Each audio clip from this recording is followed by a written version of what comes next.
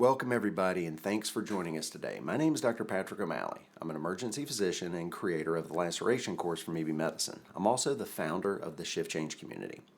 We're diving into a topic that I think is incredibly important but often overlooked in medicine, and that's franchising as a pathway to business ownership and wealth building. Most clinicians are trained to trade time for income, but very few are exposed to a structured, scalable business model that can generate wealth outside of clinical work. And that's exactly what today's session is about. And we're fortunate to have Scott Hoots leading this discussion. Scott brings over 30 years of experience in franchising, both as a franchisor and as a franchisee, and most recently served as CEO of one of the fastest growing healthcare franchise organizations in the country. He now works for FranCoach, helping individuals navigate and succeed in franchise ownership. Joining him is Dr. Samra Mansour, a physician leader and consultant who has built a reputation for driving operational excellence, implementing systems, and helping healthcare organizations grow in a sustainable, scalable way.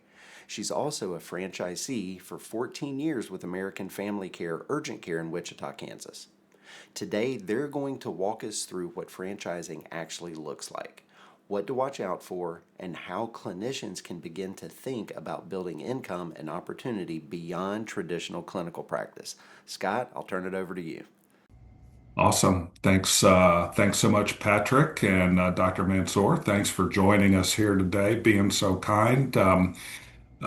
We'll give her a full introduction when the time comes here. But I remember going to Dr. Mansour's grand opening for her new AFC urgent care facility, and she was so excited about being a business owner and just the whole passion behind the whole thing. Always resonated with me, and we've stayed in touch over the years. I left AFC in 2017, but we've stayed in touch over the years, and I've been following what she's done and following what Patrick has done in supporting providers and supporting the business opportunities behind healthcare as well. So. What we're going to do here today is I'm just going to walk everybody through a real basic understanding of what franchise ownership is all about. And then when we get done with that, we'll dive in with Dr. Mansour and really get a good solid understanding of the real world of how all of that works. Why somebody would get a healthcare professional who's admired like Dr. Mansour would get involved in ownership. And it's so much better to hear it straight from her mouth as opposed to mine. So that'll be a fun part of the whole thing. But so much of what I do is about education. So we're just going to start off. The whole thing's going to be focused on education, but we're going to start off on education of what franchising really is. In my role with FranCoach, I help folks solve two questions. And the first question is franchise ownership right for me? It's not right for everybody, but it is right for a lot of people. And the second question, assuming that the first question is yes, it is right and it is interesting. The second question is what's the right type of franchise? What's the right opportunity for me? Because many of you may have looked at online resources like entrepreneur.com or franchise portal or something like that. And really what you're getting right there is you're getting companies shouting at you, trying to get your attention, and they're really talking about what they think their differentiator is.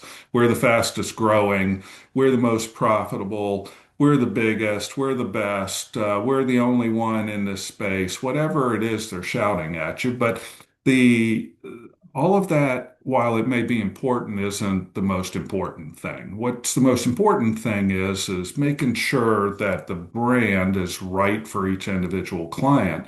What Dr. Mansour did is different, might be different than something that somebody else on this call is interested in. might be different than what I'm interested in. And the real important part is education and finding the right fit. And finding the right fit starts with understanding what franchise ownership is, and that's really where I'm going to go with all of this. I'll start off by saying franchising and franchise ownership isn't what you think it is, probably. It doesn't mean McDonald's. It doesn't mean Domino's Pizza. It doesn't mean Subway. Doesn't even really mean AFC or American Family Care or any other franchise that you can think of. Everybody tends to think of McDonald's and Subway and Domino's when they hear the word franchise ownership because those are the legacy brands, right? You know, how many people on this call have watched the movie The Founder? Was it The Founder? I think the story about Ray Kroc and what he did for the McDonald's brothers and establishing McDonald's. But while 30 years ago back when I started at Domino's in 1981, franchising was largely food, but it isn't that way today. There's over 3,500 different types of franchise systems operating in the United States today. I don't know how many different industries or business types, well over 100. It could be food, like we all know. It could be medicine, like you all know. It could be some other place in the health and wellness sector. It could be the person that came onto your property and took down a couple of trees a week ago. Tree removal brands, or somebody who even comes and picks up after your dog in the yard. So. Even though, how many of you have seen those signs on the side of the road when you've approached an intersection? We buy ugly houses. Have you ever seen those? That's a franchise brand, believe it or not. So it goes well beyond just McDonald's and Subway and Domino's and all of those things. Basically, what a franchise is it's a proven business model that has a system that's designed to help you be successful first and scale if you want to secondarily anyway.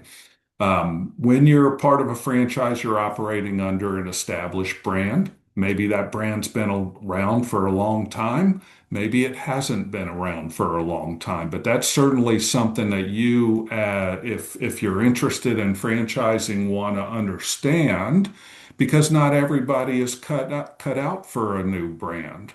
Some people are. Some people thrive on the thought that, hey, we're going to kind of help pave the way together. Some people are not. Some people need more of a structure and a system behind things. So that's certainly an area where you need to kind of consider yourself.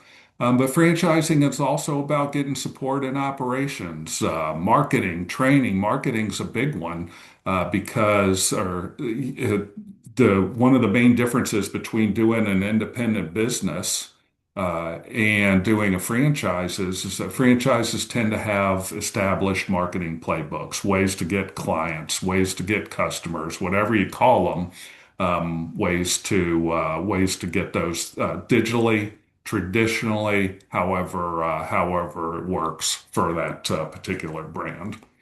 One of the important aspects to know about franchising is that it ain't free, right? Dr. Mansour can talk a little bit about her experience on that when we get into there. But typically it involves an initial franchise fee to buy into the brand, and you may say, well, why do I have to do that? Why do I have to pay somebody a franchise fee to get into a business that I already know something about? And generally speaking, typically they've invested millions of dollars in that system. So they have a right to charge an initial fee to get into their intellectual property, get into their system. There's a hard cost to training you how to do what they do as well. And that's typically what the initial fee covers. There's also typically ongoing royalties, which is a part of your revenue. It might be 5%, 6%, 7%, whatever it is. And that is very, very common in franchising. And that's their portion of the revenue that you do doing business under their trademarks. But again, very, very common. But one thing franchising is independent ownership. When I talk to clients, I tell them basically you are in business for yourself, but not by yourself. And if I had a dollar for every time I've said that over 20 years, I'd be a rich dude right now, and I'd be on some island in the Caribbean. But it's very true. Franchising is independent ownership. You're not beholden to a corporation. Well, you are to a degree because you're part of a franchise system, but you're making the decisions on your business. You're operating under your name with a DBA under that franchise brand's name. It's truly an independent business. I want to talk about what franchise ownership is and what franchise ownership isn't. Ownership is really, or franchise ownership is really about ownership of a business with a proven playbook. That's one of the things that you vet from the very beginning is does this business model make sense? Has it been repeated over and over again? That's a really important part of it. It's also about leveraging an established brand and infrastructure. So branding is first is so critical to franchise consistency and success. When you talk to a marketer is going to tell you, it's like, what's a brand? What does that really mean? And a brand is a promise of consistency. That's really what it boils down to. Uh, Not very many people really think that McDonald's is their favorite hamburger, but you do know what you're going to get when you go to a McDonald's. You know the products, you know the service, you know what it's going to look like, you know what it's going to taste like. So that's part of branding. That's part of the promise of consistency. So as a franchise owner, you're not recreating the wheel. You are leveraging an existing brand and all of the infrastructure that goes with that. Oftentimes, it's easy to scale when you're with a franchise as opposed to independent ownership. It's easier to grow, open more locations, open more territories, whatever that is. It's also about autonomy. As I mentioned, you're in business for yourself, but not by yourself, but you have structured support. And that structured support is one of the key reasons why franchise businesses over time have a higher success rate than independent businesses do. And then lastly, franchise ownership is really a wealth building opportunity. You think about this fact, you work for a corporation, you work in a job for 10 years, and you might be successful at what you do. You might make a decent amount of money. You might even put some of that into savings or buy a house or buy a boat or do whatever it is you do with it. But at the end of that 10 years, you get unceremoniously dumped and fired. I've been there, had that happen to me before. What do you have left at the end of that 10 years? You have nothing. You're unemployed. You have what you've earned over those 10 years, but you don't really have anything of value that you can transfer over typically. I mean, you might have a 401k and all of that stuff. but you don't really have anything of value. If you take that same 10-year period and you apply yourself as a business owner, first, nobody's going to fire you, right? I mean, you're the boss, so you have some protection from that. But you also have built an asset over time, and that asset can be sold for a gain. It could be transferred to a family member if you wanted to do that. But you truly have grown something of your own, and that growth typically leads to wealth. So I call it a wealth building opportunity as well. What it is not, now first, did the slide change? Now we have what franchise ownership is not. Okay, good. All Yes. right, we got this down now. So what it is not, it's not passive income. So don't let anybody tell you about franchise schemes where you can do this passively and you don't have to put any work into it. And you can just let the business grow and you can let other people do that. Um, that I still haven't found that business opportunity yet. Now it could be semi-passive or semi-involved, however you want to look at it, but you still have to be involved in the business. And why wouldn't you want to be involved in the business? I mean, that's important. You're accountable. It's your business. You should want to be involved in it to some degree. It's also not a guarantee of success, right, Dr. Mansour? There's no 100% guarantee to success. It is true that franchise businesses typically have a higher long-term success rate than independent businesses, but there certainly have been franchises that have folded over time, regardless of the brand.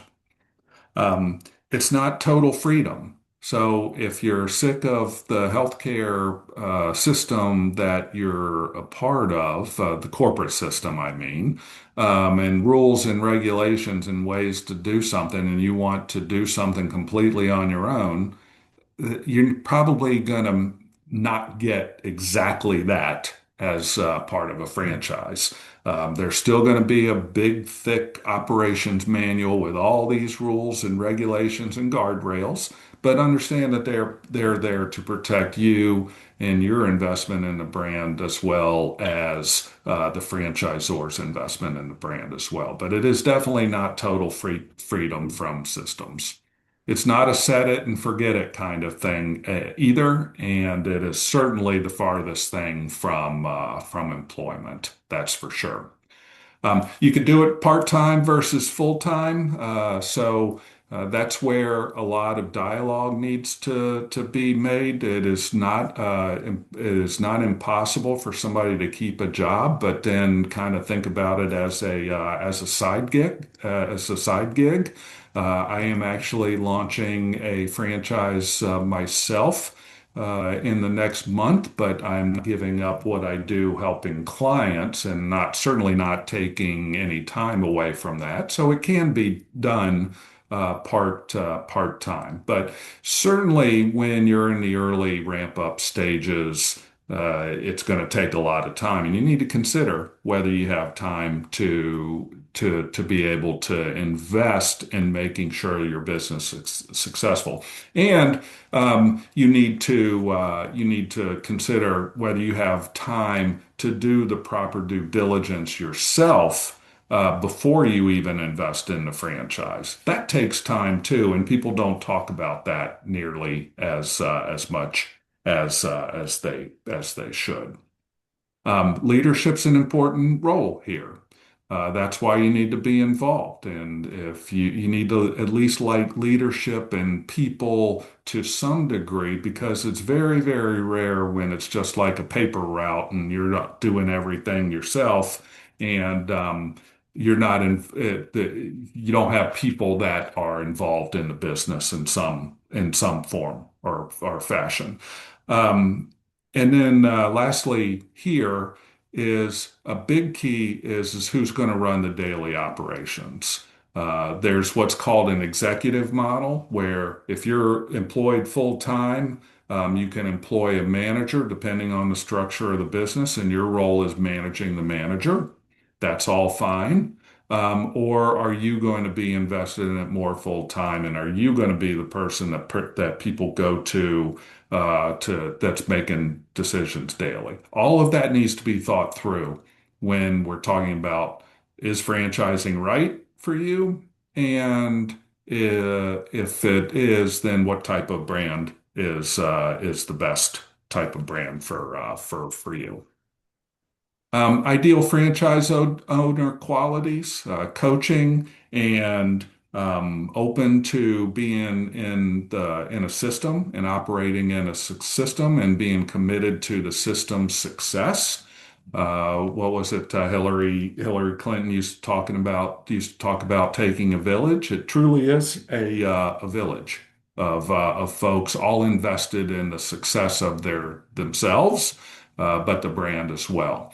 Mentioned earlier, strong leadership ability. Most brands are people brands. They involve people. So, working with people, enjoying working with people, enjoying developing people, helping them be successful is a key to being a great franchise owner for sure. Financial discipline. So you don't have a CFO or a CEO making all your financial decisions for you.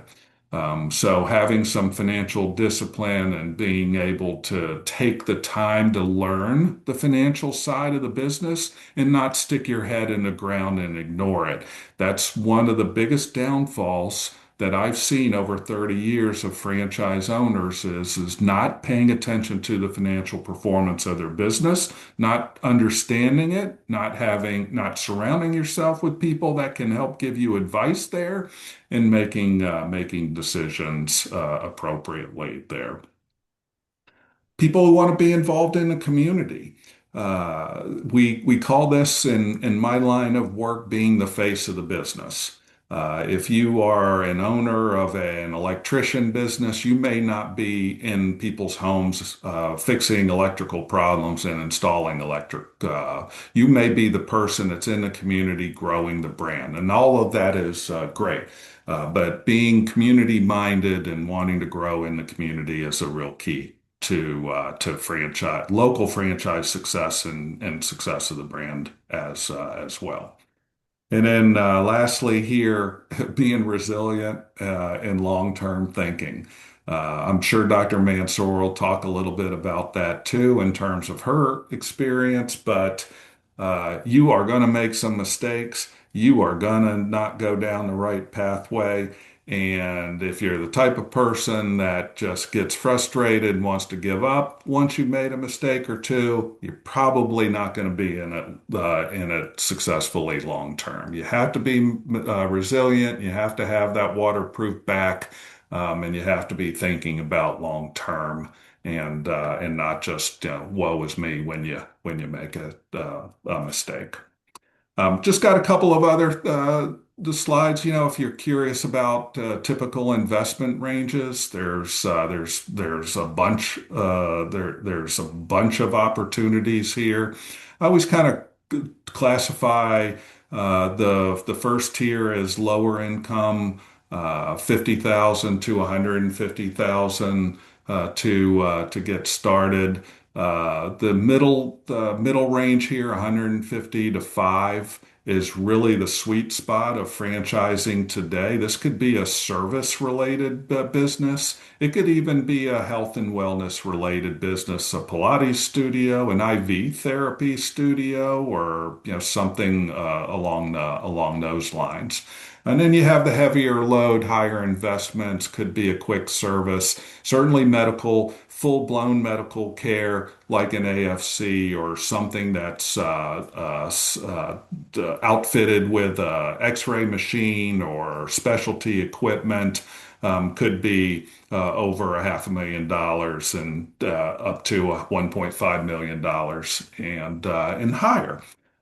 So you need to kind of think about where your investment range is. And the initial investment, these are initial investment for a single business. And it always includes three things. It includes the initial franchise fee that I mentioned earlier. It includes any estimated cost to get the location stood up and ready for business on day one. And then it typically includes 3 to 4 months worth of working capital to pay the bills once you get open for business and you're starting to build your business toward profitability. Now, those are big numbers. How do owners fund business? There's a variety of different ways to fund a business. Some people use personal savings. It's nice when you can just whip out your wallet or stroke a check for 150 grand to launch your business, and that does happen. About 10% of my clients wind up paying cash or using personal savings to launch their own business. The most popular way is an SBA loan. If you're familiar with this, the Small Business Association loan. It's a commercial lender who is an SBA lender, and those loans to some degree are guaranteed by the Small Business Association, which is a division of the United States government. It's important to understand that while SBA loans are very popular, they are not free, and they do require a good credit score or credit score 700 or higher, and they do require a personal cash injection as well. These are not 100% financing type of deals. Typically, you're going to need to put in 15 to 20% of your own cash or cash equivalents to get the business stood up. Another popular way to fund small business is what we call ROBS, or that stands for um, retirement for rollover for business startup. That's what ROBS stands for. And ROBS allows you to use retirement money as long as the account is eligible, and there are certain like government accounts, et cetera, that aren't eligible. You can't use your current 401k or IRA, something that you and your employer or are contributing to. Those are not eligible. But it works just like if you've gone from one organization to another, built up a 401k or an IRA, and you roll it over into the new organization. Mechanically, that's exactly the way a ROBS works. You don't get charged a penalty. You don't get charged taxes, any of that stuff. Basically, you're rolling over your retirement funds into a S corporation that you own. So it's kind of like you're rolling it over to yourself, and you don't have to worry about credit scores. You technically don't even have to repay it, but you probably want to figure out a way to repay it. This is your retirement, right? That's also another really nice option that a lot of people don't really realize. Could be partnerships, could be family, friends, investors, etc. And then lastly, people oftentimes use their home equity, or at least a portion of their home equity. This could be the liquidity part for the cash injection. It could just be that, and a lot of these can be used in combination with each other as well. So, just in summary, franchising reduces risk for business ownership, but it doesn't guarantee success, and it doesn't completely eliminate the risk. Think of it in terms of a business, not just an investment. Fit matters more than the brand. And that's where working with a consultant, somebody who's been involved in franchising like myself, can help you out. It's really important to determine the fit first, and then we'll find a brand that matches that fit as well. Gives you not only income like your job does, but also equity potential as well. You're building value for yourself and you're creating true wealth if you are successful. But lastly, just like fit, diligence is critical. You got to make sure you know what you're getting into. A consultant like or coach like myself can help you. Part of the diligence process is talking to other owners in the system before you make the investment. You should always get that opportunity as well. But remember, the best decision is the one that makes the most sense for you, and as much help as you can get will help you and help you ensure that you're making the right decision. I will at the end kind of wrap up with my contact information, but I'd love to get into talking with Dr. Mansour right now. I mentioned earlier that Dr. Mansour and I became acquainted when she became she made the jump from provider to business owner. And I'm so very pleased to be able to have been a part of the early part of that journey. So Dr. Mansour, welcome. And I'm really excited. Do you mind just kind of giving everybody your back? You can give your background a hell of a lot better than I can give it for sure. Thank you, Scott. So I didn't make the jump. I was pushed into it. So there's the difference. Yeah. I was pushed into it. I've been physician for 27 years and I was a hospitalist. So I was working at Cox South in Springfield, Missouri, doing very well. I wanted to retire there and because I had a good job. I would go to work, come home, and I had no worries. And I was loving my job. Like I would get so excited going to work and everything was perfect. And so one day my husband tells me that we are going to open up a business and he wants to open a franchise. So I said, which franchise? And so he says, I am thinking about, I think he told the first one he told me was Subway. I said, okay, Subway. So he did some homework, Subway. Okay, now we're going to do this, another franchise. It was a Zoop something. Okay, we went and did the discovery day. It was very cool. So we did a lot of these discovery days and we would go. And so the plan was that I'll keep working my job because I love it. And he would be opening up a business because we wanted to open a business. We did so many. And then one day he said, there is this Doctor's Express and the Discovery Day. How about you and I go together on this one? Actually, I had gone on Zoop one too. I was so impressed because, they do that such a cool presentations that I wanted to open the Zoop. I was so happy. But anyhow, we went and attended this Doctor's Express and we thought, this is sort of much better. We have medical background and we don't know business. And my dad always pushes me that we should do our own business because this would be a cool thing. So we did sign up. Few weeks later, we did sign up and decided to open Doctors Express, and then it merged with American Family Care. So that's how it started. Oh, that and of course remember the days when it was like, okay, so you going to have to change your signage from Doctors Express to American Family Care, American Family and Care. then boy, those were the days, and we had that one conference where everybody was all mad at each other, but we hugged it out, and things happened in a positive manner.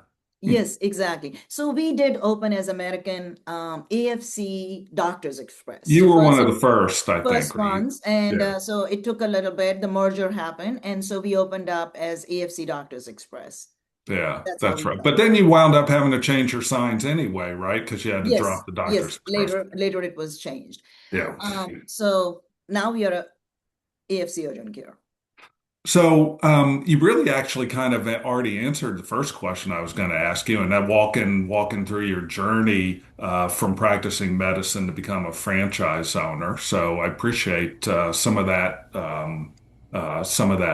viewpoint there. Anything you want to add about your journey to becoming an owner, or do you want So, to? you picked me as a case study, and I personally think I am a great case study. And I'll tell you why. Because I think I've made the greatest mistakes and the most mistakes that anybody could make in your own business. And when I do these presentations for risk management and compliance, whether at AFC or whether I talk to other colleagues and friends, I say, I made so many mistakes that in 2019, we were open for several years. I and my husband were sitting there and we were saying, we're going to lose this business. We have to file bankruptcy. And at that day, I thought, and we were both sitting there and we were thinking we're going to file bankruptcy. And I almost thought, no, we're not going to do that. We're going to do that. And at that time, I had this thing that, instead of just being a doctor, I have to wake up and do something different. I have to now do things or learn things a different way. I wish I had known that before. And I'm not saying that somebody did something wrong. I think that what you mentioned today in this whole presentation, you actually nailed it. What any franchise owner should know.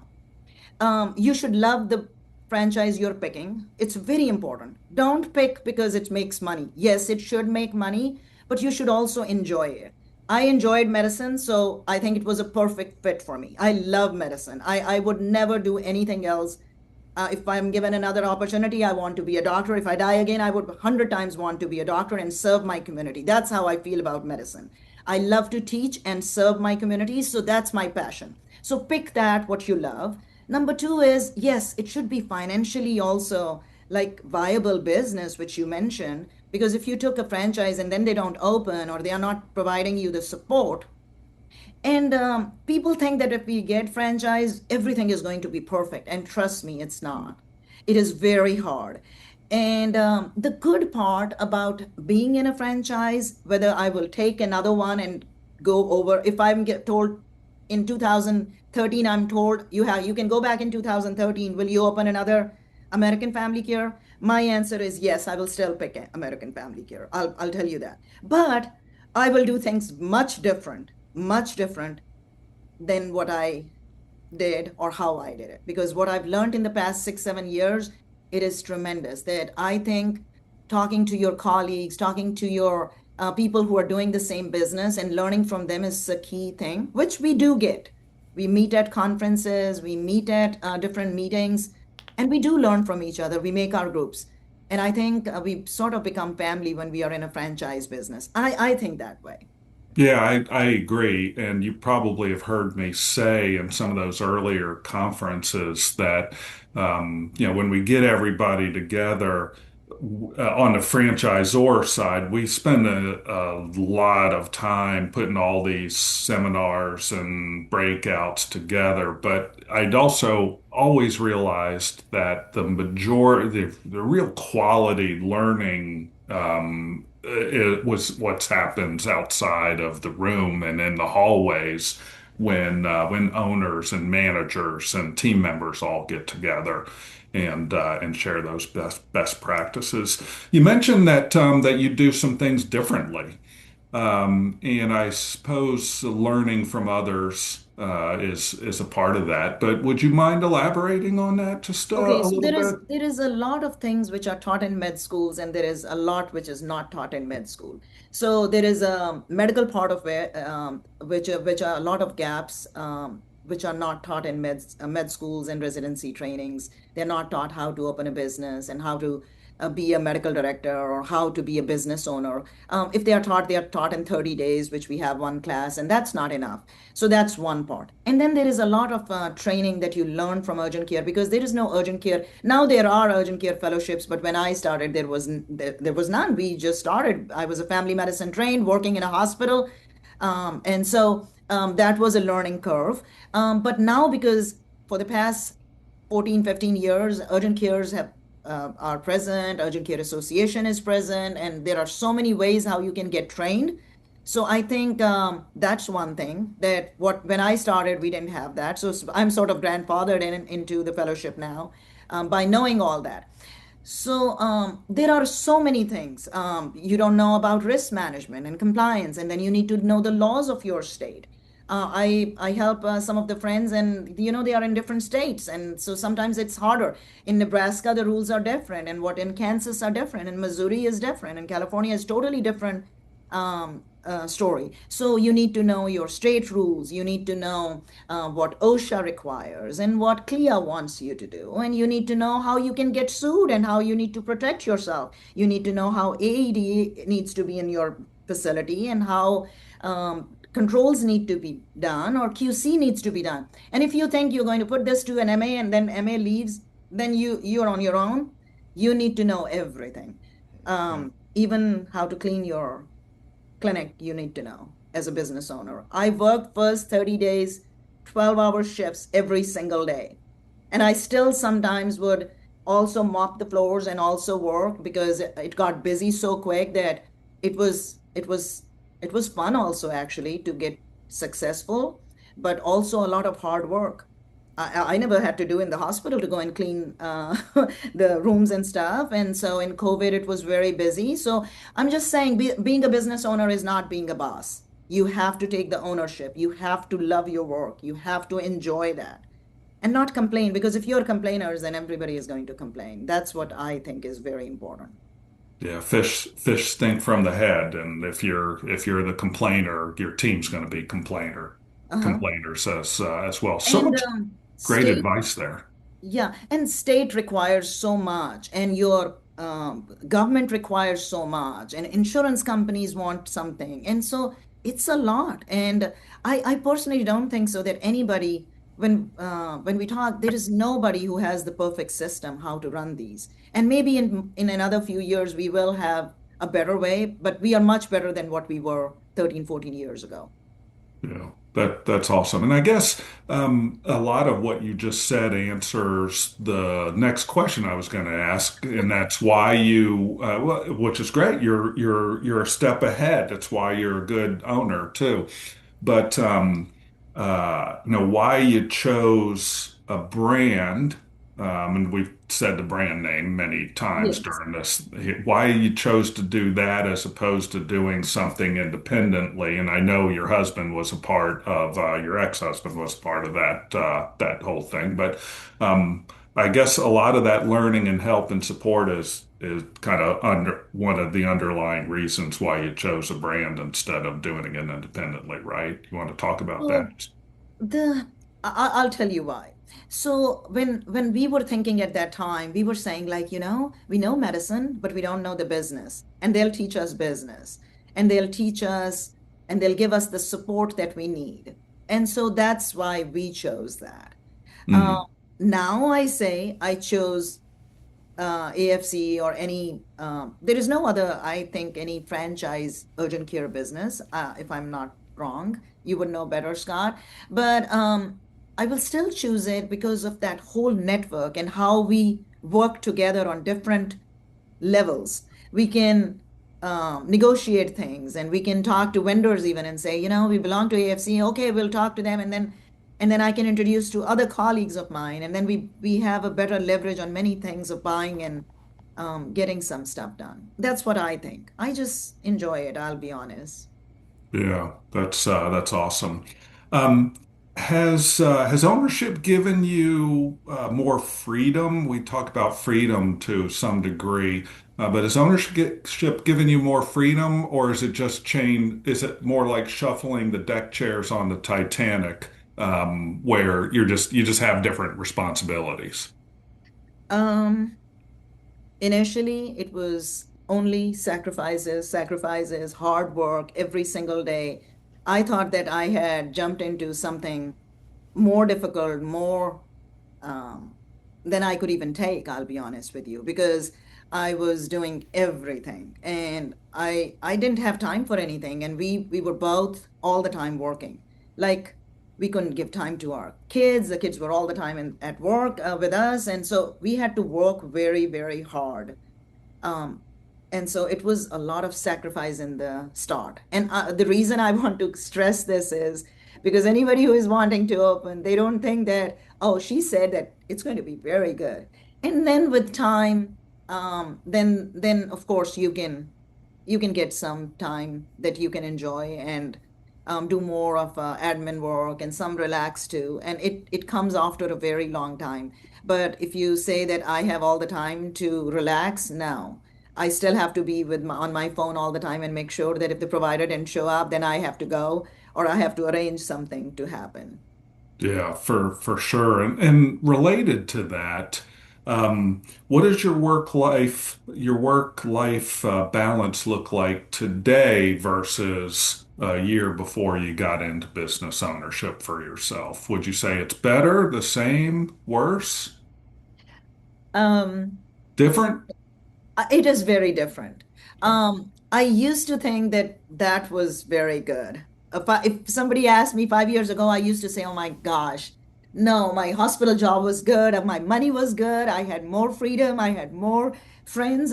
Because yes, I had a lot of friends at that time too, because I had time. And now I only have to take care of my business and my colleagues and my employees are my friends more now because I'm all the time with them. But if I have to compare now, after another 6 years, I would say that this is much better. I think because I'm developing or doing something which is different. I'm making a difference, I think. What I'm doing for this community where I think I'm making a difference. People want to come and see me. They don't care about American Family Care or they don't care about the urgent care that I work. They think of me as a person now because they've come repeatedly. I didn't have those connections in the past with the employees I've served and when you hire a lot of employees, then they become your families too, because you start taking care of those families. So sort of becoming from just a doctor, I became sort of a provider for so many people and so many families also. And they want me successful and I want them to be successful. So I think I've become a mom for those families that I have employed. So it is a different role and it is sort of a very like a cool role that I play sometimes, that they come and share their problems and they tell me that they don't have this and they are struggling through this, and then we discuss and how to help them. So it is a very cool thing to have a business. My dad used to say that you will love it, and I never believed it. And I hope he would listen this today. I'm saying in front of so many people that yes, business ownership it is fun. It is good. I would not regret doing this. And I I think love what you said about that, and that's one of the things that I think we connect on, Dr. Mansour, is the way we feel about that business. And Patrick, I Yeah, I was think just you going to know chime this as in on well. one thing. And, with over the last 12 years or however long this is, you've developed a new skill set that very few physicians have, because most of us are employed now. And you've got the business acumen that you can take into different arenas moving forward. So you've earned your own independent MBA. You're right. And there are so many people, even in my own community, they come to me and say, "Can you share your policies, or can you come and do our audit, and can you do this for us?" And I'm like, "Really? You think I can do it?" And they think that I'm doing it very well. And so because people are telling me I'm doing something better, I've gained more confidence Mm. in doing that too. And you know why this has happened? It was not because I was only working hard. I have a habit of helping, I think, like you, Patrick. Mm-hmm. And when you're helping other people, you learn a lot too. So I learn from other people's mistakes and I've made the Right. most. So I become I A become mentor. Yeah. experienced Right. in urgent care just because of making so many mistakes. I've been sued so many times. I have been reported to Kansas Board of Healing Arts and OSHA and all these agencies also. So whenever I was doing it, it's so cool to discuss. This is not the time to discuss those, but those are all so cool stories. And nothing happened because unhappy employee did it or unhappy somebody did it. And so I learned so much that my muscle has become very strong by facing all those problems. And what did I do? I learned so much from those attorneys and those people who were pulling me down, that now I can say I'm going to help all those who come to me, that they should not make those mistakes, if that makes sense. I really want to not see any business owner shut down because of not knowing this business. Mm-hmm. It's sort of service to even humanity, because this profession is that, right? So I get very excited, passionate to help because, we all need to succeed. And that's why we even joined and connected through this platform. Yeah, resilience goes back to what we talked about resilience earlier, Yes. for sure. Well, we do Um, have a couple of questions in the chat. Do you want yeah, me to just read this off? And yep. Dr. Cross says, for physicians, do you typically see franchise fit more on medical or medical adjacent businesses, or more with something unrelated like food? I would answer that to really it's all across the board because the things I've said this a million times already, fit and preferences are so important. And so here's the components. When you're assessing a patient, you are looking for chief complaints and some of the other medical related stuff. So here's the components of fit. First is why you're doing it, why you're getting into business for yourself. Second is what do you want your role to be in the business? People make a mistake on this all the time, is they have an idea of what an owner does, and the brand has a completely different idea of what an owner does. We have to make sure that we have that fit determined. Then type of customer. People don't even think about this so much. It's, do you want a recurring customer? Do you want a transactional customer like a deck building business or a kitchen remodeling business where you can handle individual jobs that don't repeat or don't recur? Medicines, depending on the type of medicine, is kind of a hybrid between the two of those. That's where American Family Care actually differentiated themselves way back in the day, and Doctors Express did too, by the way. So customer type, staffing type. Are you better working with? And this is probably key for your group, Patrick. Hmm. Is are you okay with working with unskilled people? For the most part, most physicians and providers work with skilled people, trained people who've already been skilled.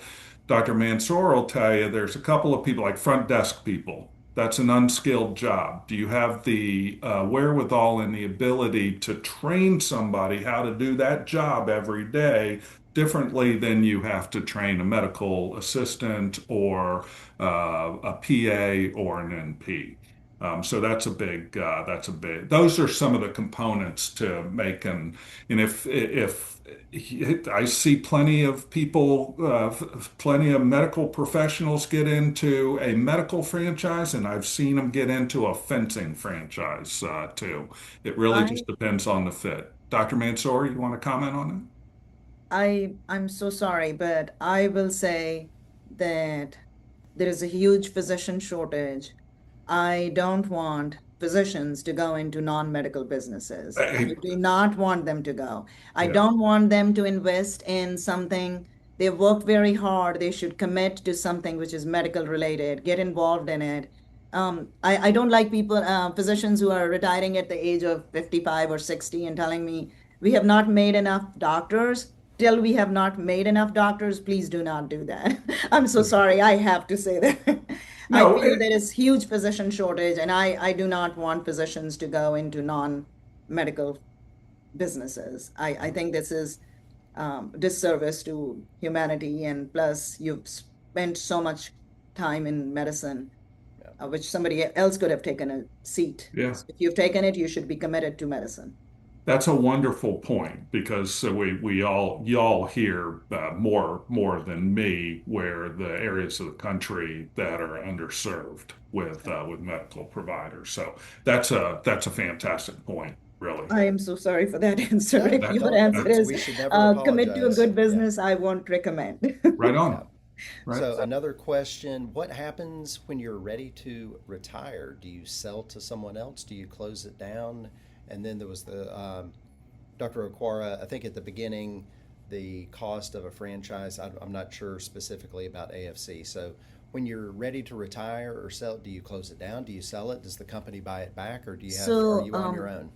this is a great question. I'm getting old, so I'm thinking about it. So luckily, my both kids are telling me that they want to be doctors. So if they did not take that profession, so supposedly my son decided to be a trauma surgeon, so he's not needing urgent care. So they can sell it. I don't have any problem.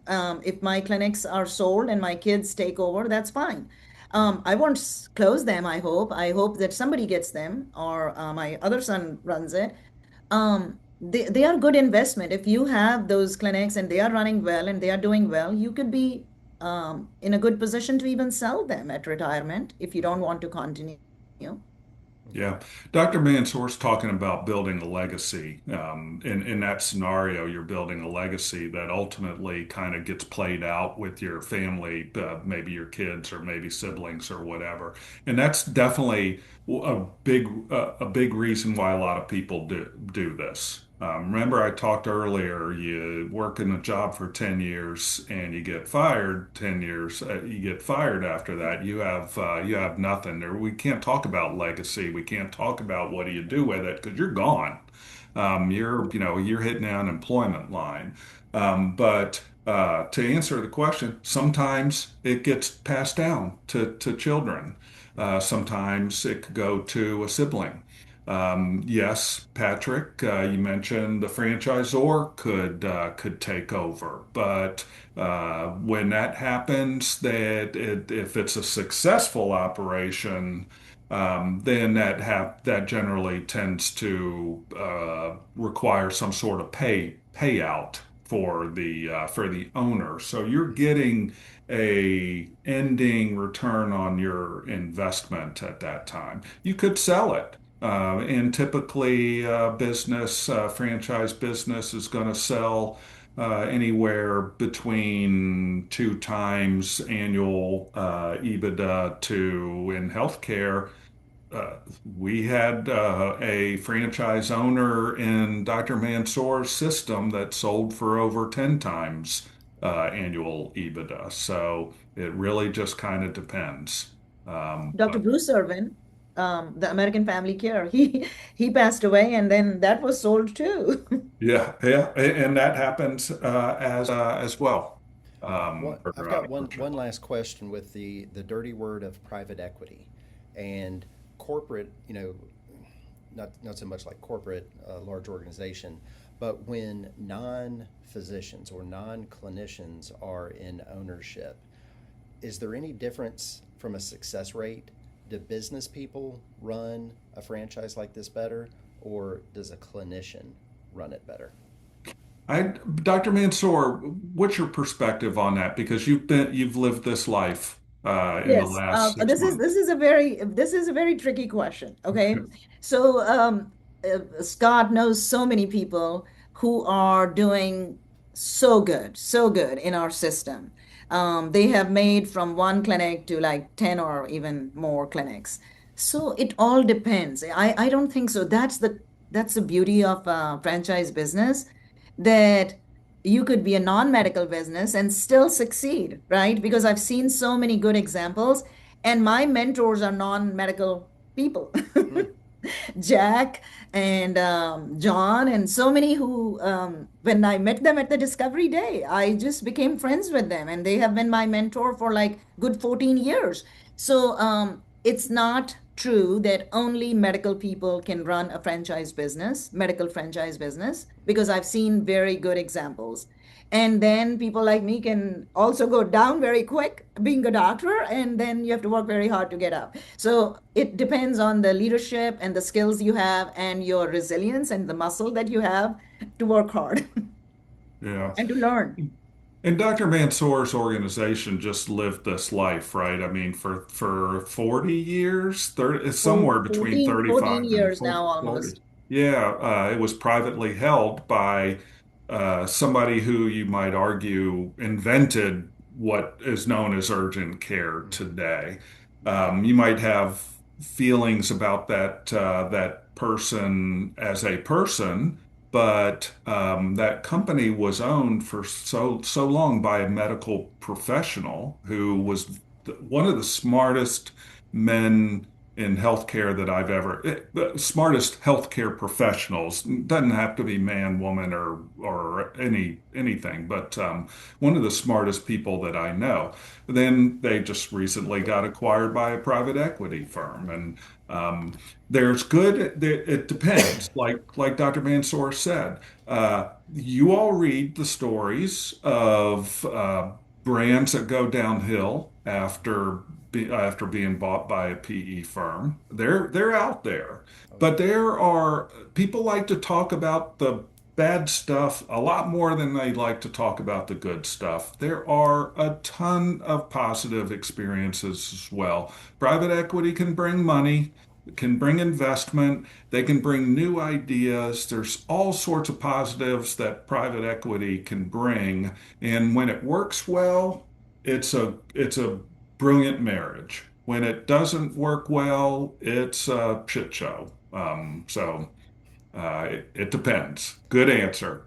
Well, guys, we are a few minutes over, so I think if it's okay, we'll go ahead and wrap up to respect everyone's time. I will put a recording of this together and we'll send it out to people who registered. Just a quick blurb about the ShiftChange community. This was launched on February 2nd to help emergency medicine and urgent care clinicians develop their own entrepreneurial path. So the impetus with this was having lived on social media for a very long time and being in a large number of healthcare entrepreneur related groups. I grew tired of the algorithms and them dictating what was seen and what was not being seen. And I wanted to work with people who got stuff done. And I created this community to bring those people together so that we can take actionable steps forward together.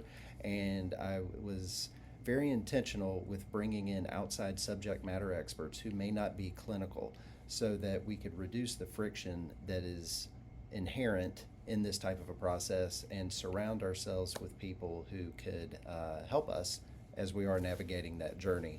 So the website is myshiftchange.com. We have this weekly webinar series with a really interesting mix of different subject matter experts who are bringing their expertise.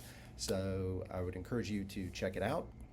And Scott, thank you again for your time and your expertise, and Dr. Mansour as well. It's a pleasure to hear your story, your success, and your willingness to share some of the underbelly and some of the bad stuff that happens as well. It's not all roses and sunshine. So thank you both for your time, and we'll send the recording out to everyone.